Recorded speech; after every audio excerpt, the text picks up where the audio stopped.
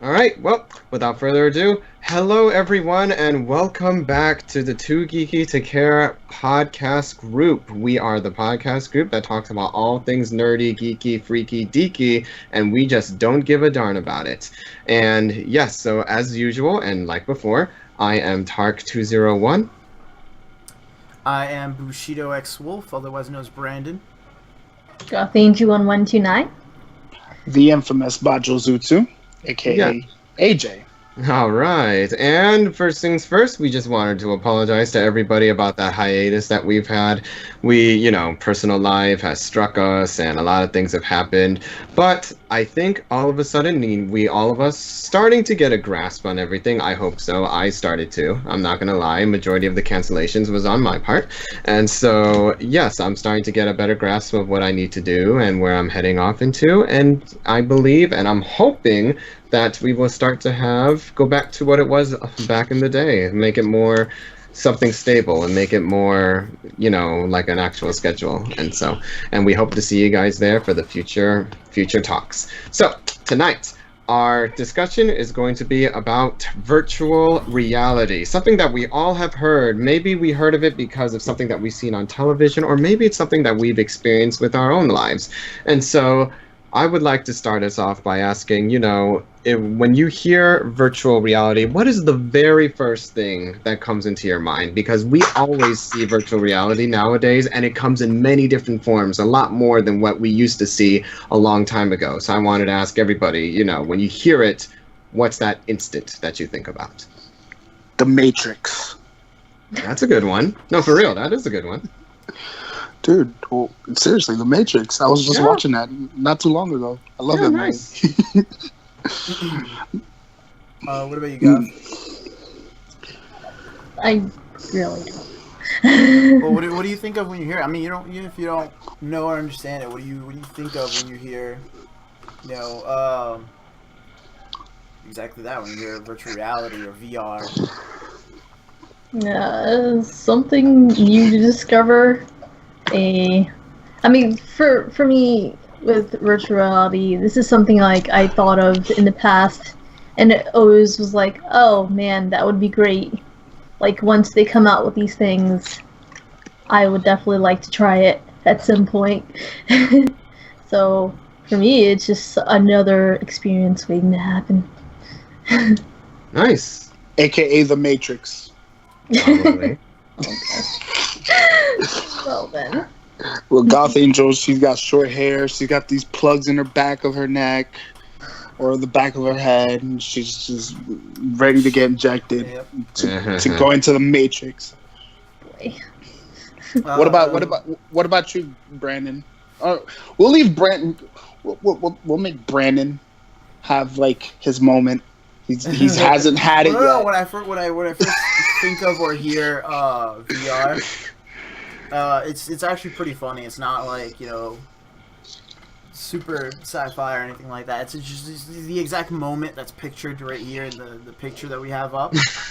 It's that person who goes, oh, whoa, oh, it's like trying to dodge something that isn't even there. It's the great, like, watching that happen is the greatest thing ever. I watched a person like almost throw himself into a wall because he's trying to dodge something that isn't there. Like, this is just vastly entertaining, and they'll go around and try to touch things with their hands as if it's gonna do something, but it's not.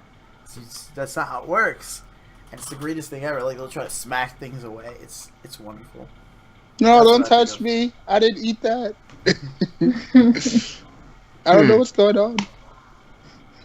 But no, I see. Well, we'll let Tark talk, and then.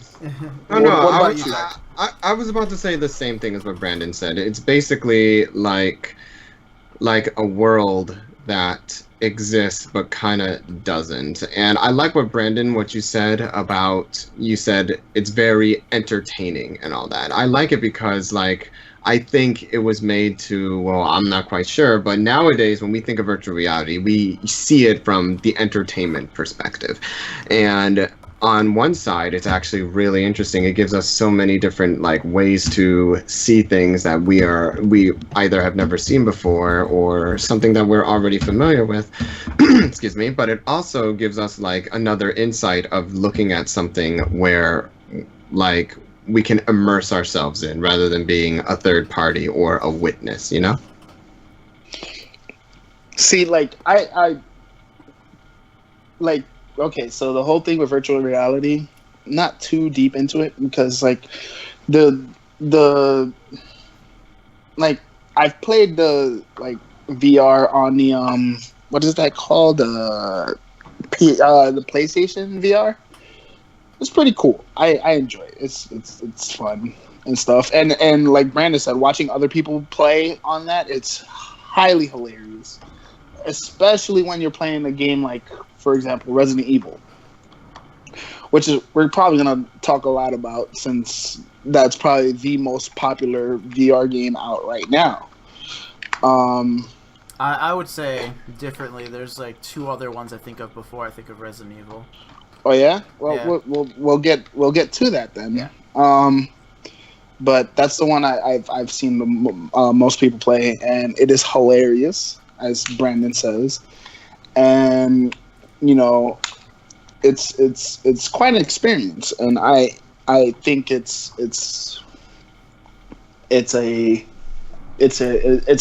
again an intriguing experience. Now, you know, that's what we perceive VR right now, what we just talked about. Better question is, what's our first interaction with VR? I think that would be a much better question because the concept of VR has been, how would you say, it's been touched upon not just recently, but I'm talking about like back in like the 70s, guys. This is like VR has been talked about since the 70s. Yeah, it's a really old technology. I don't know if you guys remember. There's an arcade machine where like you literally grab the handles and like stick your face into it, and Yep. you Oh, play like yeah, a of helicopter course. gunner. That's really really old. For a Uh-huh. lot of people, it gave them so many headaches, and they couldn't figure out why. And it's because those like old CRT machines didn't have the resolution, so it would bother our eyes and like strain our eyes really really horrendously. I mean, they had great refresh rates, but it's just, so it's an old technology. Like VR's been a thing for ages. Yes, it has, and you know, it's been touched upon by many of the top companies in the gaming industry. It's one of the things that a lot of companies have looked into, and it's also one of those things that it hasn't been successful. I mean, seriously, like right now, it's looking we're looking at it optimistically. But back then, when I was around, we had the Sega VR. Who remembers that debacle? It was pretty awful. It was like the first attempt at home VR. So everybody thinks like, oh, Oculus Rift is like the first time VR made it into the home. It's not. VR made it into home ages ago. Yeah. It bombed really hard because technology wasn't there. It's just, we didn't have what we needed for it. How about this one? The Virtual Boy. That's not. Yeah. Someone in the chat Let's. mentioned it too. See, exactly. I remember. I made my parents buy me a Virtual Boy, and boy, was that a fun experience. But if you look at and this is back then, if you look at all the virtual reality games back then, you can tell that there was limited amount of color in those games. Now, my first experience was the Sega VR, and if I remember correctly, the games were black and blue. If you played the Virtual Boy, the games were black and red. So that's saying something. Later on, it progressed, but it wasn't anything. Wasn't anything spectacular, really. It wasn't, and now it's cool now because as you see the picture up front in the virtual reality picture that Brandon has displayed there, it's you put these really cool goggles. Back then you couldn't put those goggles. You had to just literally sit down and like put your face into the thing. Like for example, the Virtual Boy, the Sega VR as well, and the arcade system. You had to literally stand, lower the little thing down from the arcade, put your face in, and have the joystick there. And you know, the success of that was really bad. Now, and you can see the progression, but guys, hold on. That wasn't even the first attempt at VR. And that's the funny part. Those weren't. So now we're gonna dive back all the way back in like the 30s. You guys know these things. Those little things the kids use where they put the little that circle disc with like the photos. And they put it into the thing, and then they put their head in, and they start snapping it. That's considered VR. And that came out in the 1930s. So imagine, though, that was already there. Yeah. Yeah, they already had the idea of like immersion through imagery and all that. Even back in the day when, you know, the golden age of Hollywood, they already had in mind about making 3D films and films completely in first person. Like, believe it or not, there actually is a film released in, I think, the 40s or 50s where the entire film is all in first person. Like, you see through the eyes of the person. So they already had that again recently, concept. But it was more for the gamer audience and the younger You're talking audience. about Hardcore Henry? Yeah, Hardcore Henry. Yeah, forget about that film. That was an interesting one. My cousin almost threw up watching that movie. It was quite hilarious. I was like, "What's wrong with you, dude?" He was like, "Dude, I'm getting sick." I'm like, that film was. But anyway, it just goes to show you how that idea has, even though the technology has been around for a long time, the idea has been around for even longer, and it just goes to show you how far we've come from, and how we still dream about it. Yeah, it's all about like this idea of being able to see the world through someone else's eyes. That's what it comes down to. And not only that, like Tarek said, the whole thing about projection. This has been one of those things that, again, since the 30s, and it's just, how can you project more into entertainment? That's the whole thing about virtual reality, because like Tarek said, there's movies that have been in 3D. Guys, I'm talking about like,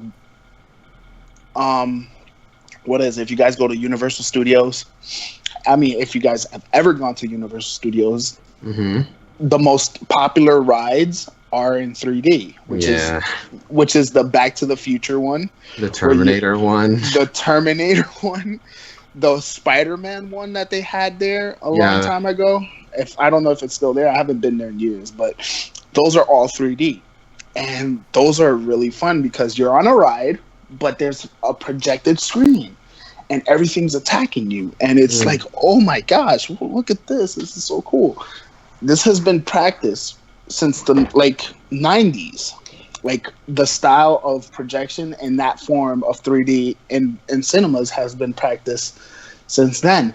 And even now, like IMAX, all these other things, like they're trying to make it hands down an experience for you to watch these movies with these darn glasses on. So it's not only that, like this is the form of film entertainment. Now, when it comes to video games, which is personally you getting into the experience itself, you're controlling this character, you're the one reacting, you're the one immersed into this thing. Like it's an appealing and a very attractive market. And I mean, now it is. Back in the day, it was just like, oh, this is a great gimmick, except it's burning the retina of all the nerds that will shove their faces into this machine. It was even back then. It was attractive because, like you said, it was attractive to a different industry. That's the funny part. Us nerds, we wanted to like, oh look, this sounds cool. I want to immerse myself into this. Like, can you imagine like? Just an example, you're playing, they even have this type of game, arcade. You're a boxer, and you have gloves on that read your reactions while you're boxing, right? Mm-hmm. So you throw a punch, and it has the sensors to know how you're punching, which way. Granted, it was terrible because, you know, technology sometimes it's fishy, sometimes it's not. But I mean, now we could recreate that easily in the Oculus Rift. Well, I wouldn't say easily, but we'd easily recreate an Oculus Rift and have like 100 times more accuracy. Even like the Legend of Zelda ones where you control like the sword and everything, those are better because you could change the angle, the way he held it, and everything. So things just worked better. So you could actually hit someone with like the blunt side of a sword and not do as much damage. See that? How does that happen? Oh, I'm gonna hit you! Bang! Oh no, I didn't even swing. Yeah, so it was weirdness like that. No, but that's what I was saying before. Back in when this originally started, like some of the VR stuff started, one of the biggest sponsors was not really the video game industry, because there was like a handful of like gimmick games, because once again, everything as far as gaming wasn't that far developed. It was actually the adult entertainment industry that picked up virtual reality and was just like, we need this in everything. They were like, and because of that, nobody else wanted to touch it. A couple of gaming companies were just like, yeah, it sounds like an awesome idea. And they were like, we are now in the same box as the adult entertainment industry. This will be the last time we do this. You can't do this anymore. You guys don't want me to get into this conversation, so I'm just gonna keep my mouth shut. No, but like really, it was now. It was just like after that, everybody was just like, I can't touch this. This has been in the hands of the adult entertainment industry. I can't be associated with that. And this is back when it was just like everybody was like, no, we're good Christian companies. We can't do this. I can't imagine this. Like, what are you gonna do in 3D with the adult? I'm gonna touch her boobs. It was a different time. It's a different time. Now it's a lot more about gaming because of the sophistication of controls and all the sensors and everything we can put into things. Like what's in your phone and what's in the controllers on like the stuff like the Switch and things like that. You've no idea how insane like every little bit of measurement is on there. Because like the combination of an accelerometer, a gyroscope, a compass, a magnometer, a barometer, they not only know your exact position, the exact direction you're facing, the exact angle you're holding the remote at, and everything. They can assume what hand you're holding it with based on where the remotes are placed and everything. It's absolutely insane, like how they have it set up and how they can calibrate it and everything. So because the controls are getting so much better, we can now push more into VR where you actually interact with it and not just watch stuff. So here's what I'd like. The evolution of VR, because back then it wasn't motion captured as it is now. The technology for motion captioning is quite unique.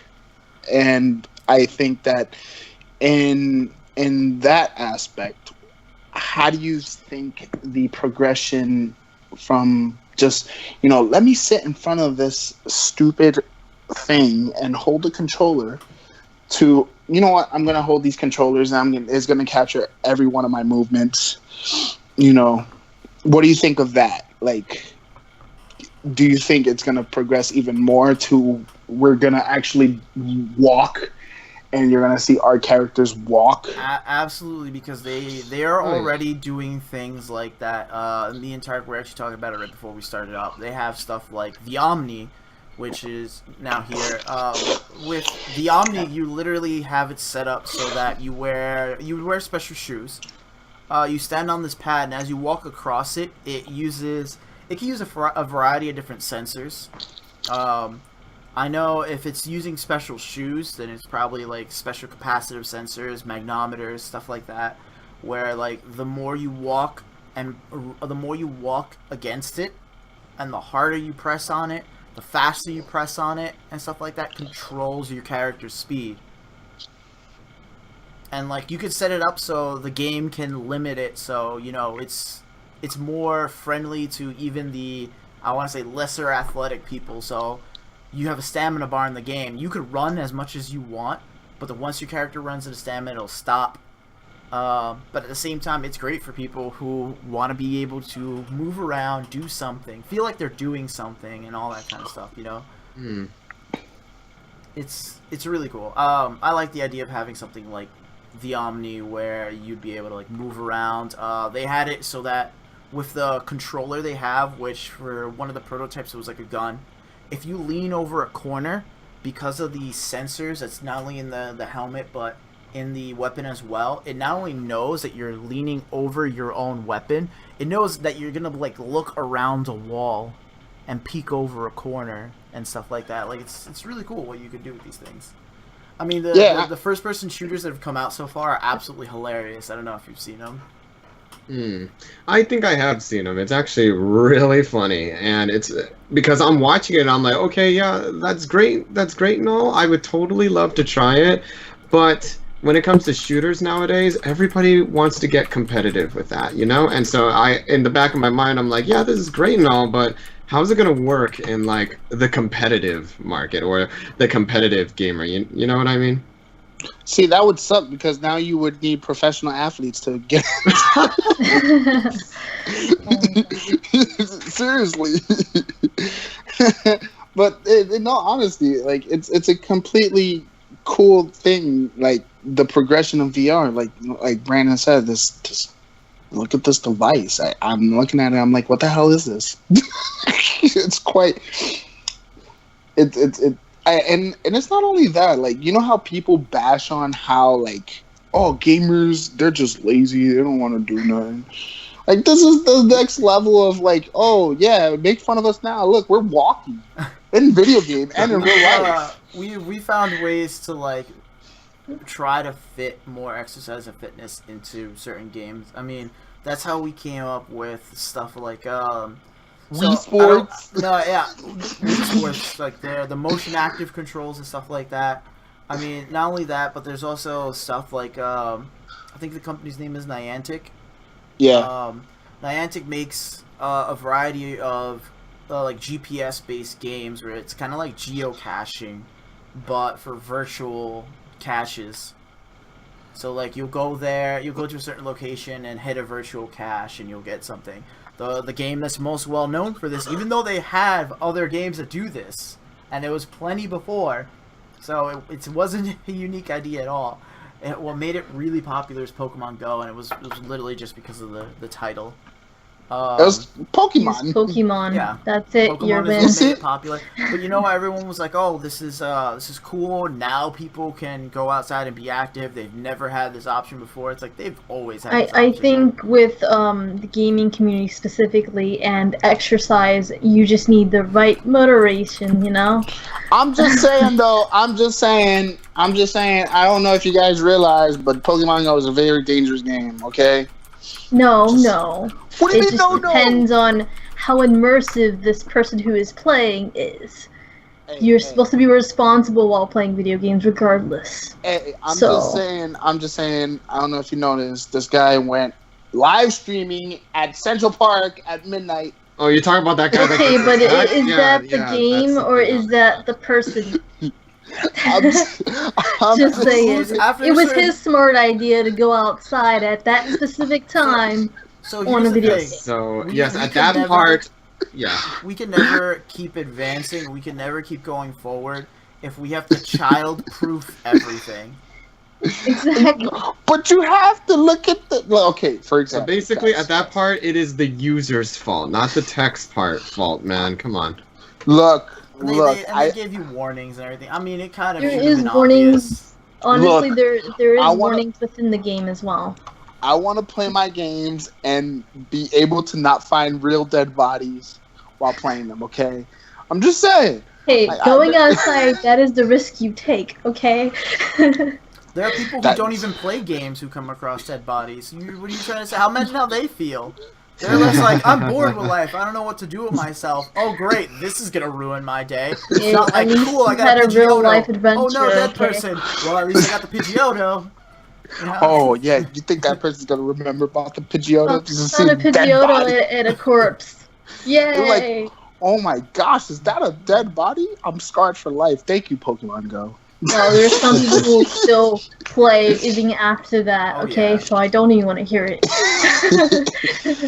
Well, Someone gets hit by a truck, regardless, survives it, and still decides to play Pokemon Go right after that. how are they gonna go anywhere if they got hit by a truck? They're gonna be in a hospital. The only thing they're gonna catch is like freaking Caterpies or something. But now, We'll have someone wheeling them around in that journey, just to okay? curve this back a little bit. So, what makes Pokemon Go where you're virtually interacting with an overworld, which is our world, just digitized? Like, what makes that different than virtual reality as far as like what we think of as virtual reality?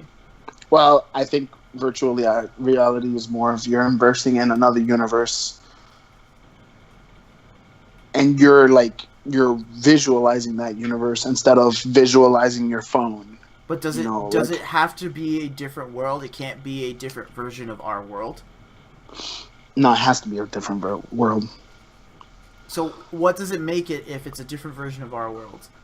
So, like, for example, if we were to do, actually, there's a zombie shooter. It's based in Arizona, and it's a virtual reality game. So because it's based in Arizona, like the whole map is Arizona. Okay. Yeah. So because it's Arizona, it's not a virtual reality game. But is there really a zombie apocalypse happening in Arizona? Are there really Pokemon out in the world? No, that's why. But so how is that? To what degree is it different than virtual reality? Is it just the fact that it's not completely obstructing your view? Well, you have to immerse yourself into that. Again, can literally. If you almost step on a dead body, I would say you're pretty immersed. If you almost step on it, I would say you're pretty dang immersed. Hold on. If you're just like, what's that crunching sound? Maybe if I keep stomping, I don't know. Like, you're pretty immersed. No, but see, the difference is you have your headset on, this thing, which you know, so the difference blocks out the sun. It blocks out the sun. Okay? So the difference would be that it completely obstructs your vision. That's the difference. It has to, though. Like, the whole point of virtual reality is you immersing completely into that that virtual world. It's not like you're looking into a phone and you're being a complete fiend and oblivious to everything else outside. Because I can sit in front of my TV, block everybody out, just pay attention to my game. The house is burning down. What's the difference between me not being in that virtual reality? Okay, so then what's the difference between playing Pokemon Go and then playing a game on the Gear VR? You're staring into your phone. You're completely immersed. You're barely paying attention to the real world. You're playing a game on your phone. Then everything would be virtual reality, though. It depends on the level of immersion, wouldn't it? Like you're looking into another world and you're completely immersed in it. You're interacting with what's basically an alternate life. Like, is that not virtual reality to some degree? But then again, this is now we're throwing out. Is this the Matrix right now? Am I supposed to take the blue pill? Oh my god. I mean, if we want to talk about what separates this from virtual reality, that's a whole nother conversation. That's another 3 hours from now. Am I a battery now? Am I a battery to all Sentinels? Just so everyone knows and understands, humans are the worst batteries literally, potatoes generate more electricity than we do if we're in that kind of vegetative state. Because if they drain the electricity from our brains, obviously we die. However, in the original concept, it was supposed to be that we're living processors, which makes a lot more sense because it's really difficult to make silicone-based processors or any processors from any other materials, as opposed to just using a bunch of creatures that are pretty dang intelligent that you're just like, all right, just sit there, be a potato, and let me use your brain for a computer. Are we really immersed in the Matrix talk right now? Like, I just wanted to clarify that, just, you know, the very, very underlying story behind it is very flawed. But you should talk to you should talk to the Wachowskis and tell them to remake everything after the first Matrix. I want them to correct that one mistake. They could go back in, very sloppily edit the audio where they say battery, and just change it from process. Like, just redo that audio clip. That's it. You can leave the whole story the same. Redo that audio clip. And redo Reloaded and Revelations, because they can all stay the same. I like those two. Those are terrible. The reason for keeping humans is that they're still going to keep humans. It's just I want them to change the reason they kept the humans. That's it. Mm-hmm. It's not gonna. It doesn't change the actual story. The rest of the story. In fact, it makes the story make more sense. Because if they're forcibly augmenting humans and using them for their brains, once the humans are disconnected from these machines, their brains are still running at an accelerated rate, and that would cause what happens in the series. Supposedly, the heat in our body was the cause of us charging up the Sentinels or whatever. Or the Sentinels. My gosh, we're still talking about a film series? Yes, we will one day. We will delve into the Matrix one day. Okay. We're gonna have a Matrix episode now. This needs to happen. I'm gonna have a 3-hour discussion on the Matrix. Going back to virtual reality, though. Yes. Going back to virtual reality. Going back to virtual reality, you know, just because we're looking at our phone or looking at, like, you know, a device or something like that, where basically, even if I were to see, like, okay, so if I were to go put on a pair of goggles right now and I would see my room and see everything is the exact same thing, it's totally fine. The only thing different is I see, like, I don't know, a genie floating on the other end of my room waving at me and all that stuff. Like, that, I would still consider that virtual reality because it feels... That is augmented reality. Yeah.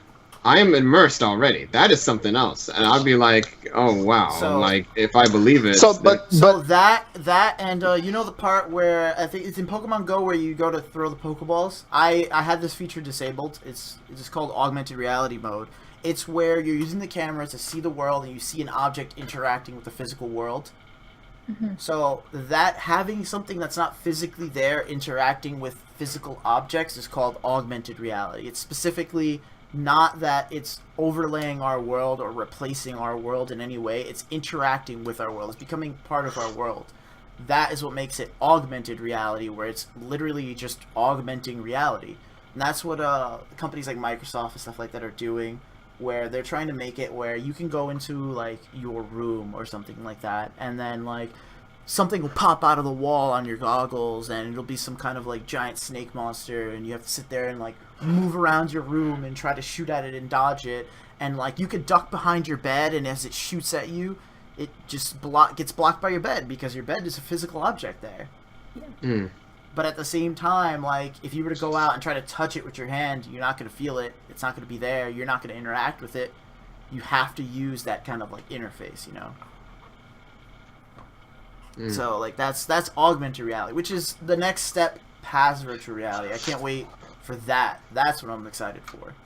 Mm. Yo, I just want to find myself in a reality where I'm kissing Jennifer Lawrence. That is virtual reality. Maybe we'll get that. Maybe we'll get that. And I'm glad we're moving on from the gaming spot, because basically virtual reality is more than just gaming. Like, a lot of us, when we think about virtual reality, we think a bit from, like, the entertainment perspective, but there's also the perspective of, like, people using virtual reality for, like, work, using it for basically computers and using it for businesses and companies and just learning how to like I'm pretty sure all of us have heard about scientists using virtual reality to try to put together DNA strands or try to look at like all these different diagrams and all that stuff. So there are so many purposes to it and all that. So, sadly enough, the best example of looking at something like that would be with Iron Man, where Tony Stark's reconstructing his suit. He interacts with an augmented reality little scale model of his suit to disassemble it and go look through parts and move stuff around, reassemble it, run a simulation to see how it would work. Yeah, that's that Cortana stuff, right? From Halo. You know how Cortana. Well, that's smart AI. Like that. That's AI, but like that'd be like you physically interacting with it, or you, for example, shaking the virtual person's hand or something like that. No, but like you know what I'm saying, right? Yeah. When Cortana pops up from like she actually has a form, and her form pops off from her, like from Master Chief. That's like it's kind of like augmented reality. It's just like a digital projection sort of deal, but you don't interact with her in any way. It's just a physical representation. So like because humans, when they talk to someone, they can't just talk at a whole room. They feel like it's much easier for them to accept that they have a physical representation of something to talk to. It's like I don't know if you guys seen these commercials. I forgot what commercial it is, but they have like this guy. He's like in his backyard, and he gets like a beep from his phone, and it says that the fridge is open. And he's like, "Oh, let me turn ice mode on," and then like this, like the fridge projects his physical being in front of the refrigerator, while he pretty much puts the fridge on ice mode, which is pretty cool. I've never seen a commercial before, and they also have another one with like. You've never seen a commercial before? No, not like that. I said I've never seen the commercial before. Okay. Tark, come on now. Gosh, 27 years without watching a commercial. That's. After 27 years of watching the Super Bowl, I've never seen a commercial. If you have a smartphone, that would be a lie, because like 90% of the apps in the store have advertisements in them. Yeah, Tark, like I'm not on YouTube right now. Or Twitch, that has advertisements. No, I've never seen a commercial before. But that commercial, they also have like their dry cleaner, I think, also has one. Like projects one of the people from the commercials while it's turning the dry cleaner on. But it's like a blue shade, and it projects them. Like the Cortana thing I was mentioning. It's like, oh man, that's pretty cool. So things like these are all. It's like a holographic projection. So I would say that's definitely closer to augmented reality, where once again it's changing physical reality as opposed to being a virtual component, a component that's non-existent, that doesn't interact with our physical world in any way, other than using maybe our physical world as like an overlay. Well, all that's cool. I'm just saying.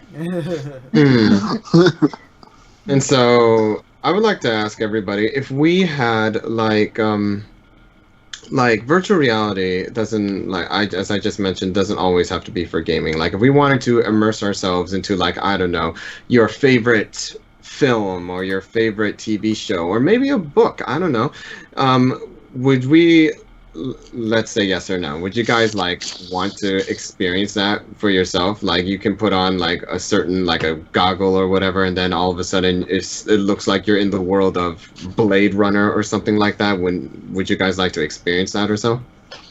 I think like book wise, if I were like reading one of my favorite books and it was more like you get to play as like you're the main character or something, that would be pretty cool, because like imagine like, say when you read a book, you kind of like you get in there and you're just like you're so immersed into it, But you wouldn't be yourself though. Who would you be? Of course not.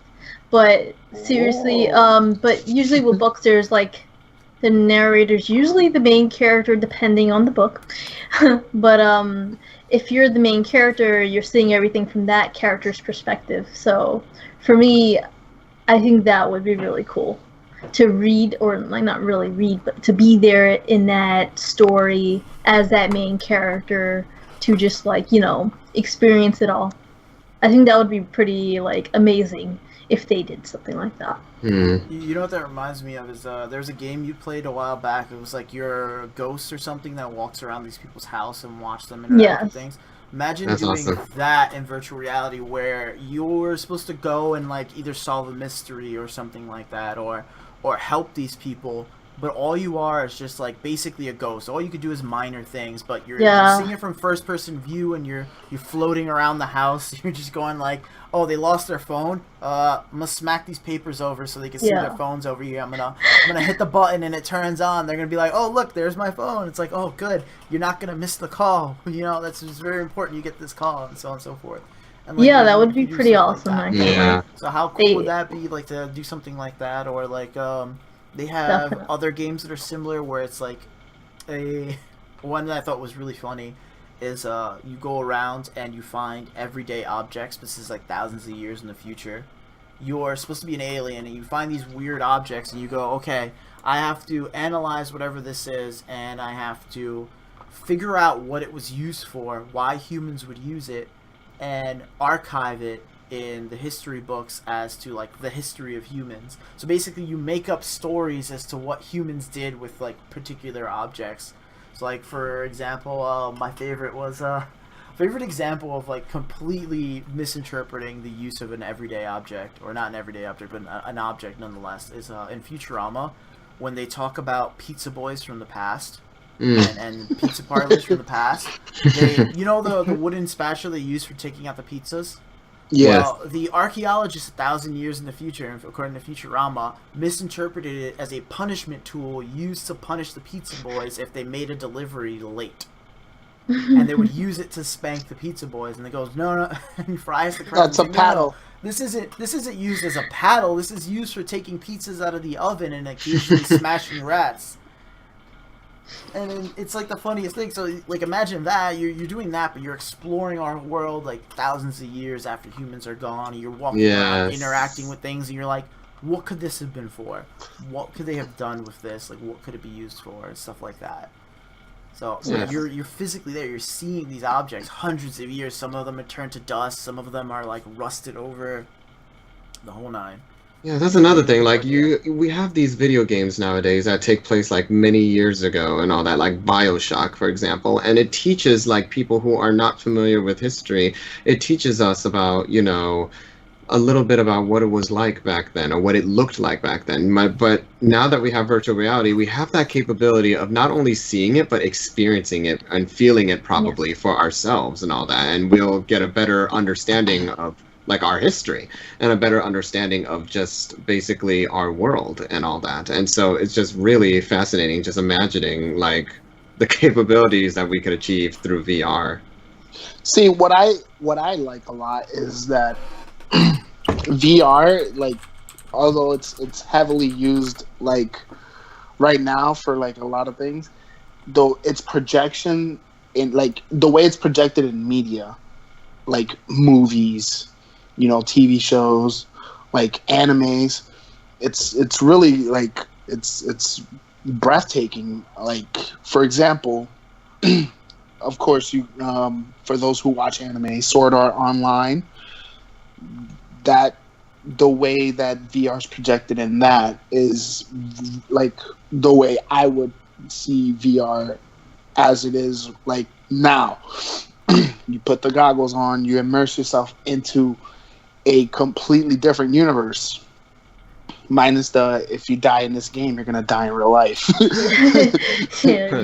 sooner or later people are going to rig that and it's going to be a torturing device, you know. Or I think my favorite example of like there's virtual reality. It shows virtual reality and augmented reality, and not only in the gaming perspective but in the everyday life perspective is a Cell World. yeah, A Cell World has where it's like everybody when they're born they're immediately implanted with chips. So it's like anyone who's under the age of 15 has literally had these little chips on their brain their entire lives. That interacts with these collars that they have. It allows them to literally open up a menu in real life. You type on a virtual keyboard, you send emails, you get phone calls and things like that. For people who would need glasses, instead of needing glasses, this device has cameras. It corrects your vision, it sees things for you and interprets them and delivers it straight to your brain. So, for example, one of the things that happens in there is that someone hacks someone else's headset, changes what they see, and they do subtle changes so it's not obvious, because obviously if you see they're being hacked, you just reset it. They subtly change a sign so that two different signs are replaced with each other. Right. And it redirects someone into the wrong place. So it's that sort of thing happens. Yeah. But at the same time, it's cool because like you can see things and interact with things that are virtually there, and then there's another part of it where they step into a virtual reality world where they're interacting with each other and things like that with digital personalities or avatars. Yeah, another virtual reality, like what it was portrayed in media. Have you guys ever seen that movie Gamer? Yeah. Where they literally they take over, like someone would take over a convict, and it would be a sort of virtual reality first-person view of his life as you're forcing him to fight for you and do what you want. Yeah, it's pretty much like, oh, let me take control of this guy's life, but I'm the best gamer, so I know I'm not gonna die. I'm gonna kill everybody else, and they're all convicts as well. So it was pretty. The concept was it was a really unique concept. The movie fell flat, but that whole concept, like things like that will happen soon enough, guys. Like virtual reality will not only be for entertainment and such, but I'm pretty sure like government's getting into their like the hands of like drones and autopiloting it from so there's already a way to do a real life in third person, by the way. We can thank who was it? I'm trying to remember what was the name of the company. I don't want to say DJI. So basically it was a really cool idea, but it's also a bad idea. So you cool idea, but it's terrible. Cool bad idea. Cool idea in concept. So essentially, the way it works is you have this drone, and you can either control it by hand, or you could program it to follow you. The way it knows to follow you is that you use the headset. The headset goes over your eyes, and you're literally seeing from the drone's 4K camera. So ultra high resolution headset, ultra high resolution camera. It's not going to freak out your eyes. The weird part is literally that as you're running, you're watching yourself run. So instead of seeing from a first-person view, you're seeing an over-the-shoulder view of yourself moving. That's kind of creepy. And okay, I kind of see how it could be a bad idea, though. That's creepy as hell. Because, like, if your reaction time is really bad, you could just walk into a tree. You could be like, whoa, a tree! And you're trying to, like, run over to the tree, and you just completely flop, or you don't see something on the ground because it's directly I would not be able to go outside. I'd just be running into posts and trees. Well, maybe if you could see all around you, you'd have a little better perspective, Hey, look, it's the school. You're running and you just fall right into a ditch. I'd still miss it somehow. You fall right into a ditch. You never get back up. Or worse, if you run under a tree, the drone gets caught in a tree and now you're blind. Oh gosh. Yeah, that's terrible. It kind of reminds me of like camera physics in games, where if like you turn and your back is to a wall, the camera flips out and you see nothing but a wall. And start like seeing through walls and everything. Oh no. Have you ever played like how that would work for a drone, where a drone would just smash into the wall? It's like, I guess I'm blind. Oh boy. Have you ever played like what is it? The old Shadowrun? It's like the view like that. And running. It's just like, oh look. Terrible. So you can totally now live life in a third person virtual reality. I guess it's not virtual reality because it's reality. You can live life in a third person perspective, so it feels like virtual reality, but it's reality. Yeah. Oh look, Goth Angel's gonna make her life like a sim. I think I was just Should get a little. totally just feels like you're controlling a sim. Little emerald hat. But this is yourself. Emerald hat. And when you're like, oh, I'm depressed, I'm gonna flip it to yellow. It's like, oh, I gotta pee really bad. Red, hurry up. Oh yeah. So let's. We can't talk about VR without getting a little heartfelt a little bit. So let's. You have to. You can't take everything seriously. Let's talk about the aspect of how VR is actually helping improving lives. As Brandon once mentioned to me, that VR is actually being used on surgeons. You once said. Can you expand a little bit about that? So there is this gaming team, I guess you'd say. So basically, this, I think it was a hospital who specifically wanted this, or it was a college or something like that. So there's a type of surgery that the way it needs to be done, it requires special tools that when they're inserted into the person, when you, basically if you were to move your hand to the left or to the right, it would move, the claw itself would move in the opposite direction. So if my left hand was to move towards the right, then the claw would move towards the left, because basically it's on an axis and it just would move in the other direction. Okay. You could think of it kind of like a pair of scissors. That's interesting. So they have these two machines, and then you have to know how to control these things very precisely, because obviously if you go and grab the wrong thing, or you move in the wrong direction and you're just constantly freaking out, this person's going to bleed out and die. You can't screw around with this sort of thing. So, unfortunately, the only way to really learn how to do this is to do it. And they can't just be like, okay, good luck on your first surgery ever. This person doesn't have insurance, so worst case scenario, you mess up, you know? Whatever. Right. That's not, that doesn't fly. That doesn't work with people. And then there's no real way to simulate it. So they went and they go, okay, guys, come up with this cool idea, show it to us. And I saw this on Bill Nye Saves the World. If you guys haven't watched it, you guys need to watch it. So I got no internet. Work on that. I'm okay, So- Brandon. so- just because you said so. Exactly. There you go. I'm the motivational force here. Okay. So these people came up with this cool little game where you use those tools in a VR set, where basically every time you move your hand to the left, the little claw goes to the right, things like that. And you have to go and very precisely pick up these little creatures and guide them along, and like move objects around to guide them along a path to protect them and save them.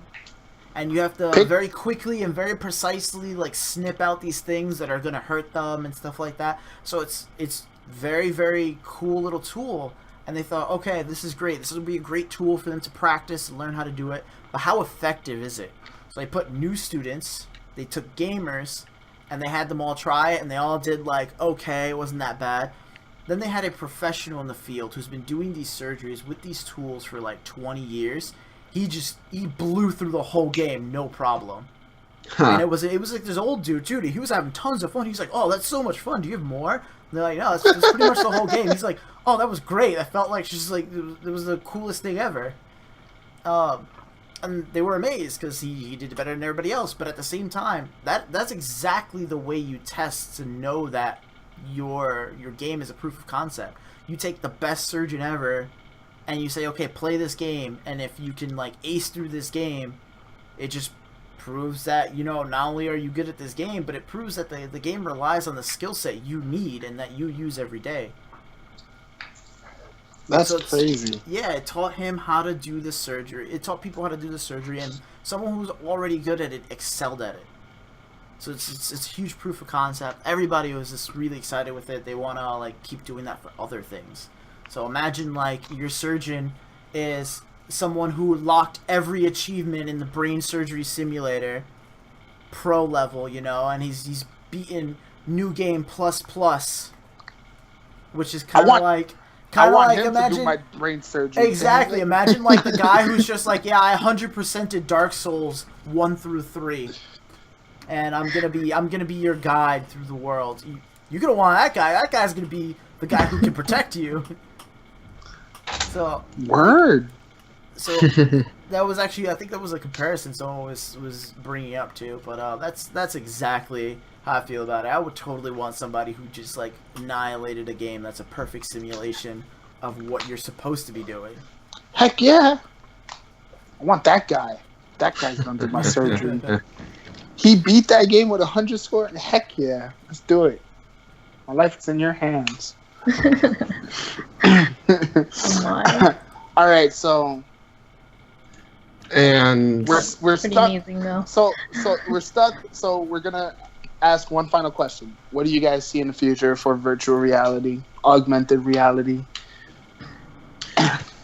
I see it more in a way where it's going to be like a brand new way of, I want to say, all forms of like all things that we do. It's not only just going to be a big thing in entertainment, it can be a huge thing in, well, like what we saw, it's being used in the medical field. And we forgot to mention how it's also being implemented right now in the military. That's insane. And all that, how something like that can be used, where not only is virtual reality being used in the military, but video games and video game controllers are also being used. That's insane. Look where most of the I think the simulations come from virtual reality, if I'm correct, for most of the like military guys. Like if they don't want to get into the combat so soon, they put on VR and they do simulations. I mean, it seems to be pretty cool idea and stuff like that. And when I was when we went to the Microsoft store, I recorded my friend playing with like the Vive, the HTC Vive. Yeah. And it was funny. He had a lot of fun. He really enjoyed it, and he was really good at it.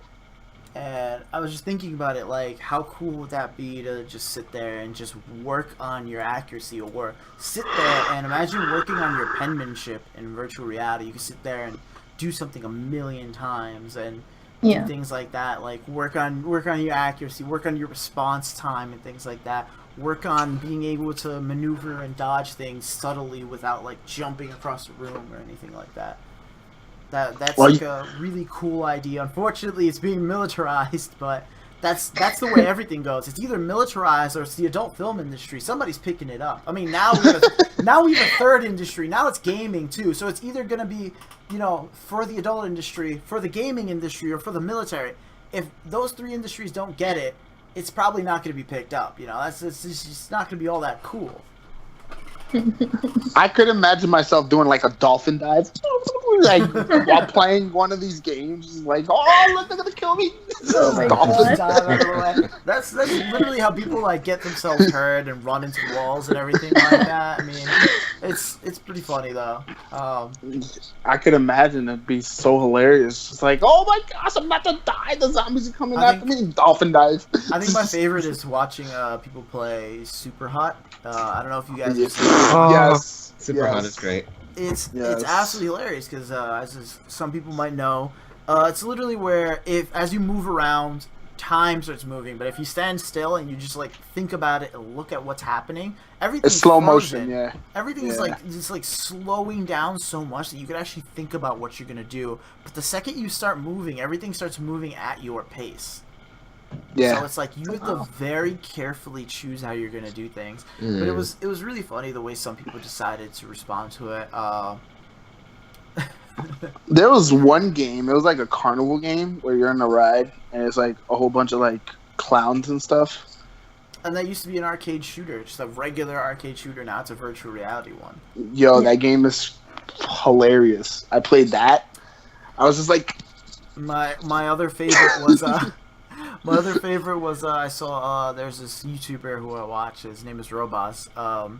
He went and actually he got this game where you had a virtual reality bar and you could sit and drink as much as you want and get into bar fights. You get into bar fights. It's literally that. There's just that.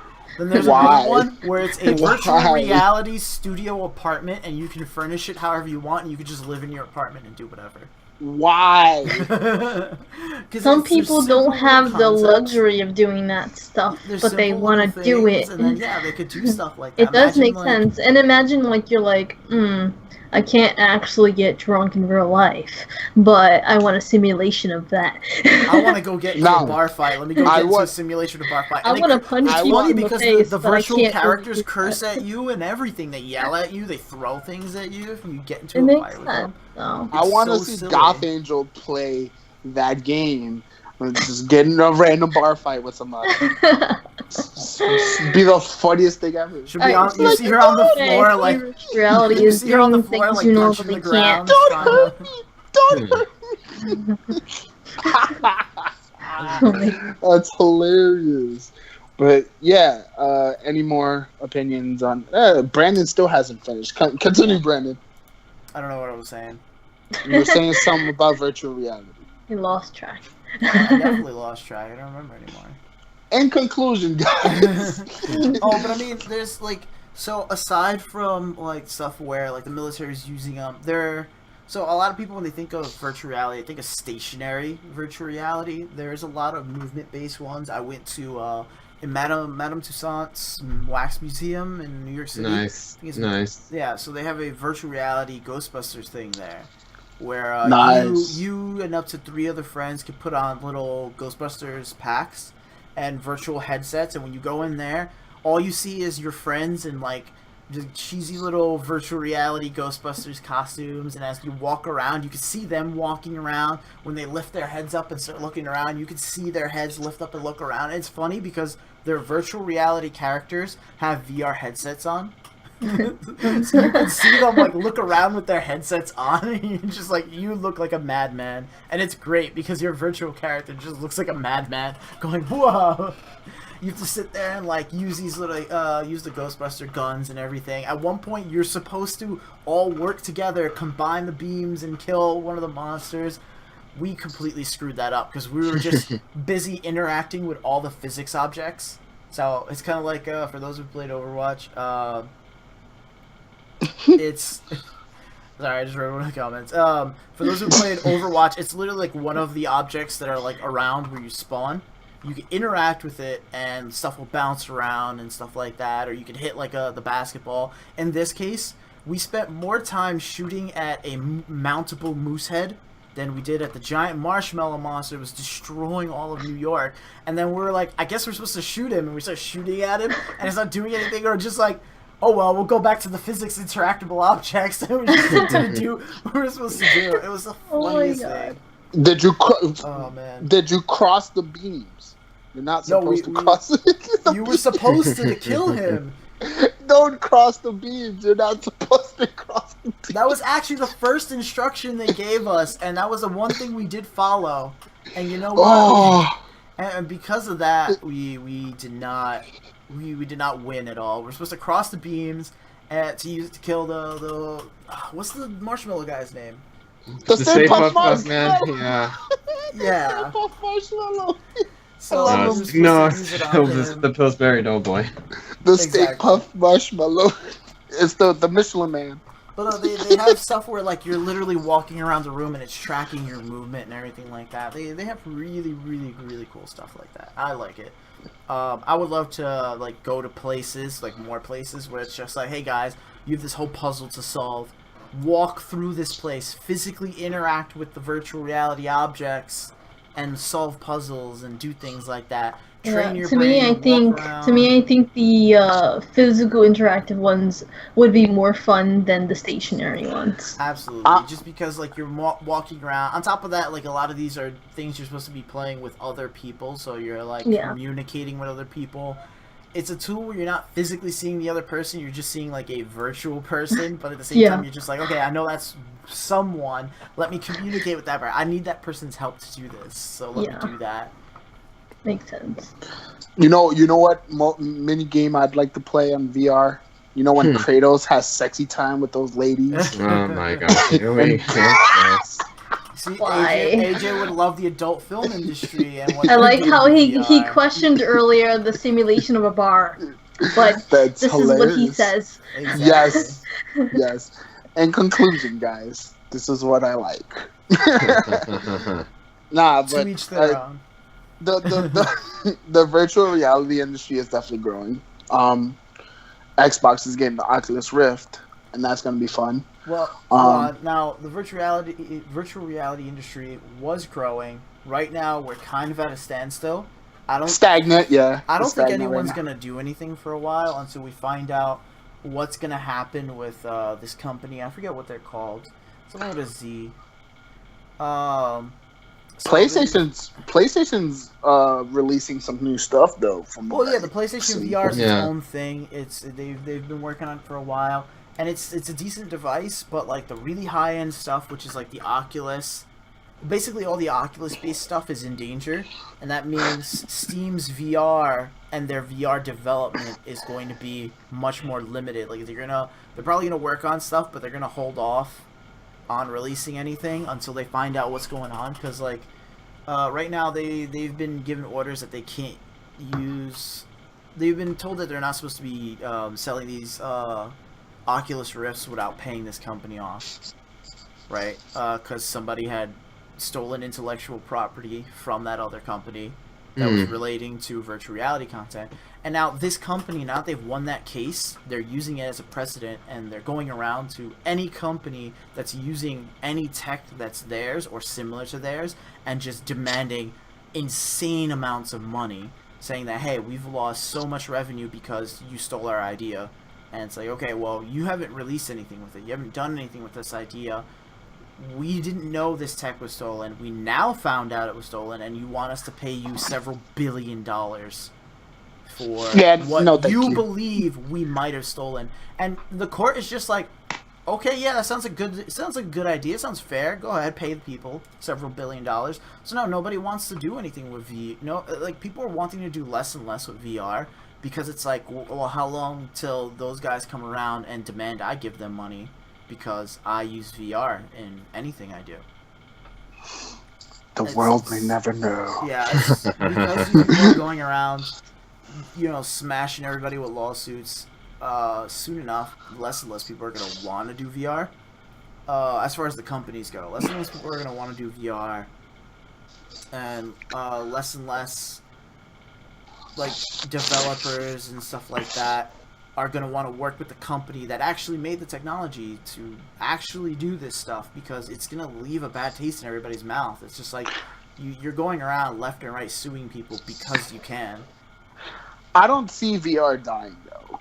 It's not going to die, and the people who have made their own stuff, like HTC and PlayStation, theirs is going to go strong. It's anything related to Oculus that's now in danger, because like the Gear VR, the most widely selling mobile one, is now in danger. They're getting cease and desist orders. The Oculus Rift, even though they're selling them for like $600 now, which is, it's going down by a lot. So far it's gone down by over 25% already. We don't know how much longer they're going to be able to sell those for, because I think they're getting cease and desist orders after the payout.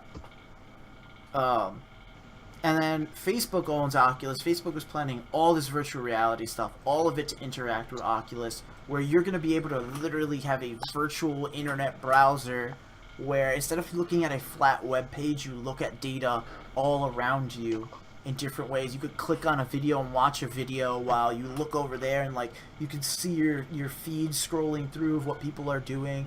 You can see your messages pop up over there, and you can interact with them while watching the video at the same time, and you could just glance back and forth as if you have like multiple screens, but it's all a world that's around you, so you're literally surrounded by all of this. Right. So they had all these really cool ideas, and now they're that's in danger. Yeah, that's in danger now. Oh no. Well, guys, let's just hope that the VR.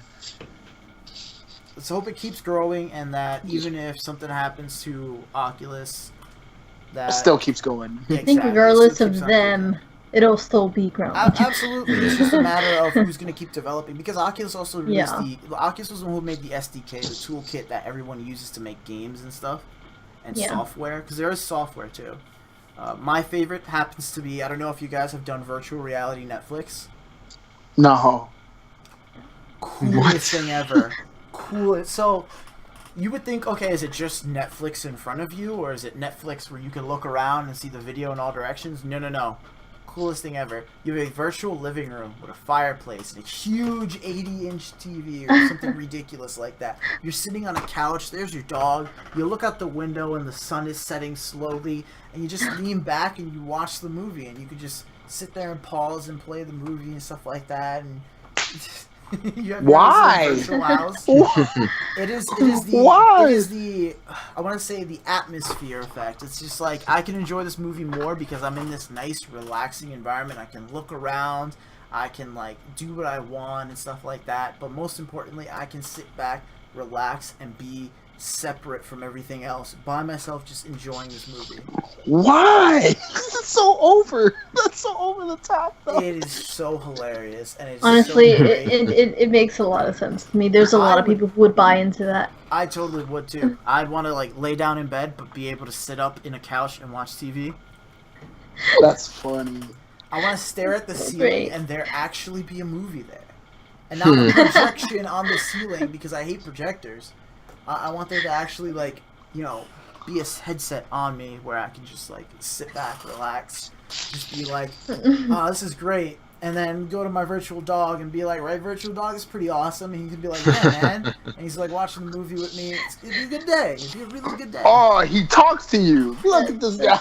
They need to add that in. That's what they need to do. That should be the next update. I already know it. I have a feeling. It's gonna be the next update. Is you can look at the dog, you could hit a button, and you could talk to him, and he'll respond back to you. Talking animals. They're gonna make one just for that. We'll call him Bartholomew. He'll have his own artificial intelligence engine. Your companions can talk now. Netflix will make their own artificial intelligence engine called Bartholomew. It'll only be for virtual reality, and it'll be a dog that sits next to you and watches TV with you. That's funny. All right, so anything else, guys? I don't know. Now I really want a virtual reality dog, though. Anything else? Well, I am looking forward to it because, like, the day where we're able to immerse ourselves into, like, our favorite, I don't know, films or TV shows, novels, anything involving the arts, I am totally in for. That's going to be something really, really interesting. I'm dying for the day it's available to the everyday person. Google's trying to do that with their headsets, but almost no one's picking it up right now. It's kind of weird. Like no one's adopting it. Literally the second that I see my phone on that certified Google, what was it, Google Dream list or something like that. Anyways, the second it shows up on there, I'm gonna buy that headset and I'm gonna sit there and have all the fun in the world. Everything is gonna be a terrible gimmick, but I'm gonna be like, I can't wait for this to get better. Definitely, I can see a lot happening with that, and I definitely can't wait until it's like more immersed into like an everyday situation where, you know, it's not just video games, you know. It's helping us do other things. Virtual reality cat lady simulator. That'll be the game for you. All you do is sit around petting cats all day and feeding them, and they just all meow at you. That's all there is. That's all there is. Well, I might have to pick up myself the PlayStation VR and hope for a virtual cat simulator, right? No, and hope that in the next God of War they have the mini game VR mode where I can have sexy time with all the beautiful ladies. He just secretly wants a virtual dog simulator. It's okay. I don't like dogs. I don't like cats either. All right, so in that sense, guys. Yeah, on that note. On that note, whatever. My anime of the week. Oh wait, hold on. I think I still have the banner on here. I do. There we go. You have to have that. You have to have the banner. Oh my, the banner. AJ's anime of the week. And since it's we're talking about VR. No, and it's not Sword Art. I'm not huge on Sword Art Online, but it is similar to it. I think it's much better. It's Log Horizon. I had a feeling you were gonna say Log Horizon. It's the better Sword Art. It's more in depth. Between that and a Cell World, I think like those are the better ones. Don't get me wrong, Sword Art was great. I like Sword Art a lot, and it explored some really dark stuff. But the the focus of Sword Art was more like the permadeath than the actual like insanity of the virtual world. Like no one had any idea what was going on in Log Horizon, but everyone was just like, whatever, we'll just accept it. Like everyone just accepted it in Log Horizon. And then when it came to a cell world, it was a part of everyday life, so it was really cool. Like, no one died. Well, sorry, no one died because of the game. A cell world, it was just like people were becoming game addicts and stuff like that. It was really crazy. No, but what I liked about Log Horizon was that there was a lot in depth in the gaming aspect. Like the whole, we got to work as a team in order to survive. That, and in the sense like again in Sword Art. No, what am I talking about? Sword Art in Log Horizon. Before I'm confused myself. In Log Horizon, it's all about teamwork. Right? Try to keep themselves alive, and like, what were the consequences if they died? Because in Sword Art, you died. But if you died in Log Horizon, what was the consequences of dying in that game? Right. And I'm not going to go into that. You should watch it. I hugely enjoyed Log Horizon. I thought it was... I watched the pilot episode, and I was like, I'm going to watch all of this. And that was when the pilot episode first aired. Yeah, so then I had to wait a week, and since I had to wait a week, never got back to it. I was just like, I'm going to watch this someday. It's going to be really great. I'm sure of it. It's I'm 2 seasons. Look, season 2 is out. It's so cool. Yeah. I'm going to get back to it someday. It's 2 seasons in. I enjoyed the 2 seasons. I enjoyed it. I loved it. I'm hoping for more. Since I don't have internet right now, I haven't kept up with much anime. I did watch Your Name, and Brandon, the last time he did the podcast, he suggested that, and I absolutely agree. That was a beautiful movie. I was like hugely excited for that because it was coming out the day after my birthday, and I did watch it the day after my birthday. Now I need it to come out on Blu-ray so I can have it forever. And make Lucen watch it. Did she watch it? Did she watch it? No, no. Not yet. They didn't have a dub version over here. Oh, they do have a dub version. Well, they weren't airing it when I went to check. I think we went to go watch the sub version anyways, but yeah, that's the other reason to get the DVD. It's dub version, dual audio, dual subtitles. I watched the dub version. Oh yeah, I watched the subtitle version.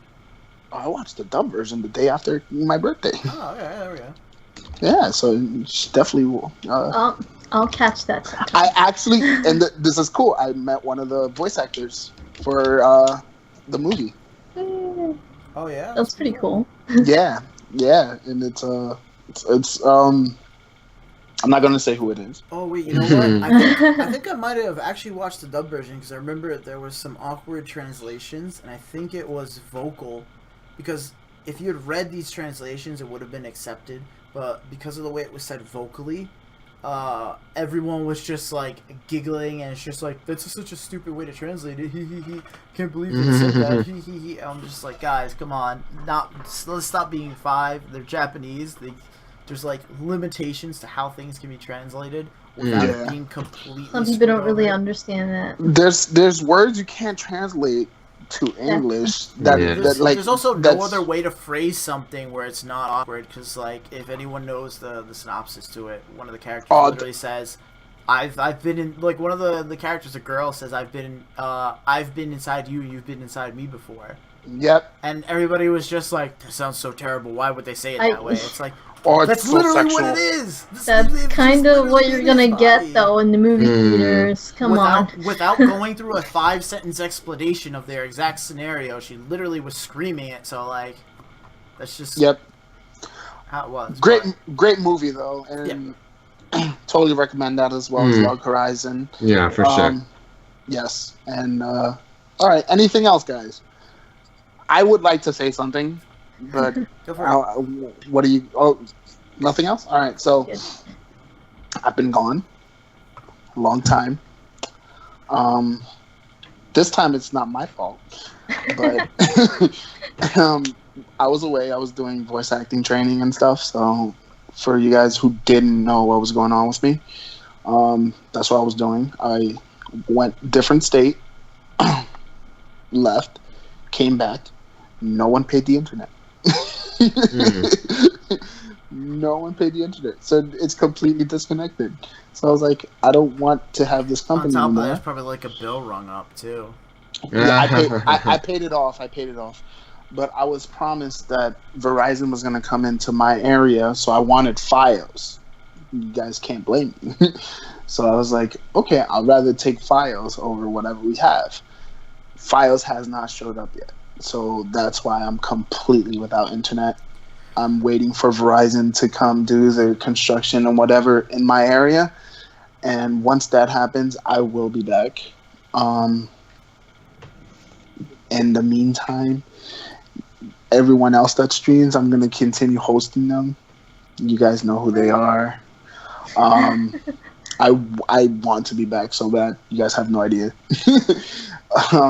But with that said, I do hope to be back sometime in June. I know I said like March or April. I literally, when I came back from training, no one paid the internet. And the internet was disconnected. I'm like, really? Really? and they were like, yeah. I'm like, you guys suck. No, that's very unfortunate. But the return of AJ soonish. It's gonna happen. I'm gonna find a way. I'm gonna I cursed out so many people already. I'm like, I want internet, goddammit. When is it coming? I'm like, we gotta wait. I'm like, no. I'm gonna do something about this. This is crap.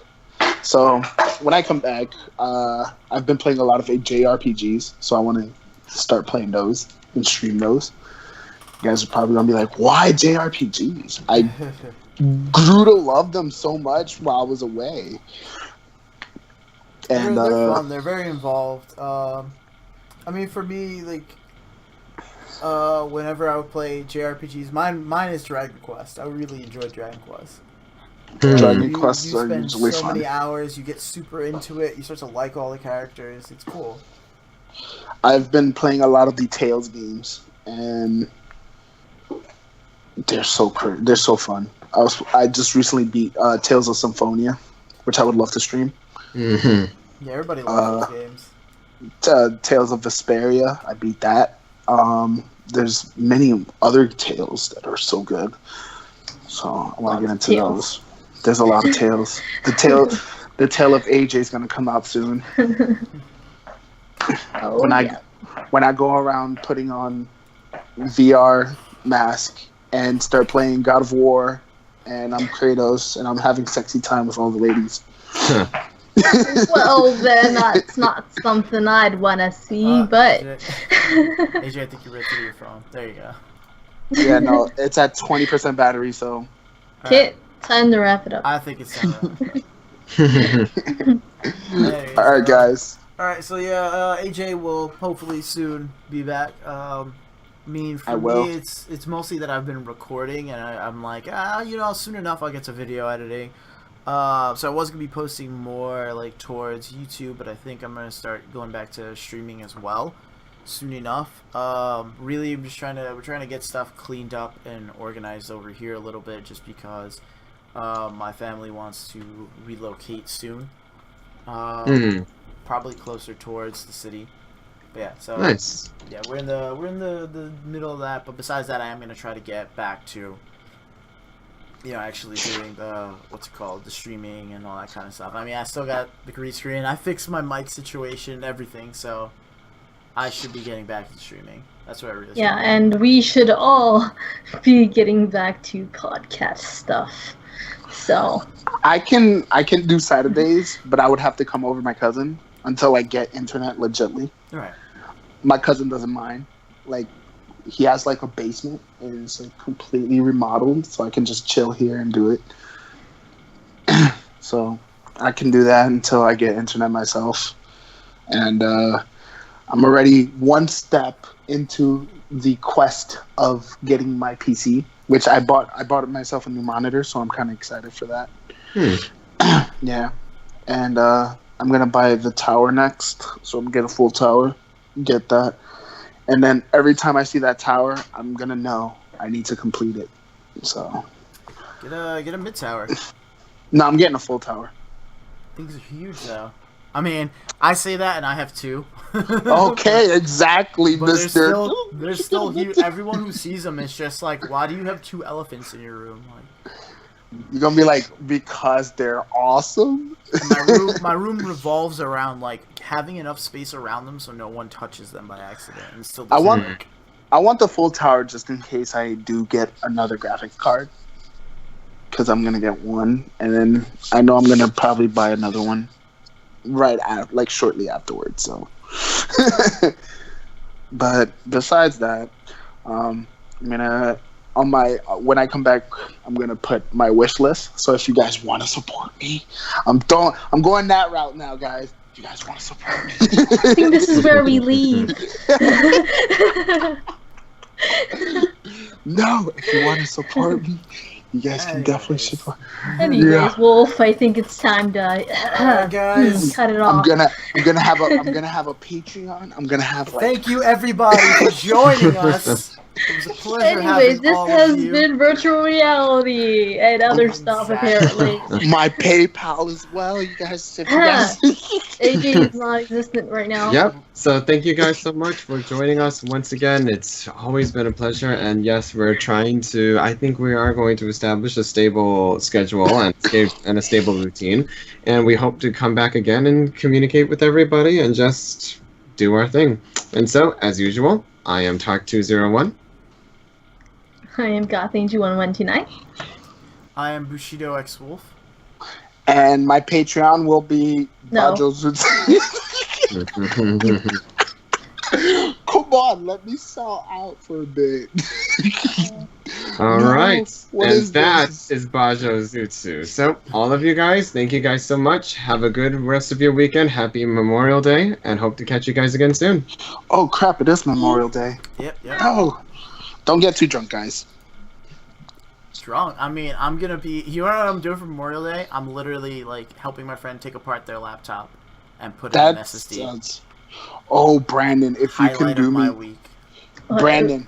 Fade out Brandon. now. Bye, everybody. All right, Yeah. thank you guys so Bye. much. Have a great weekend. See you guys soon. Gone. Take care, everyone. Brandon with his epic work.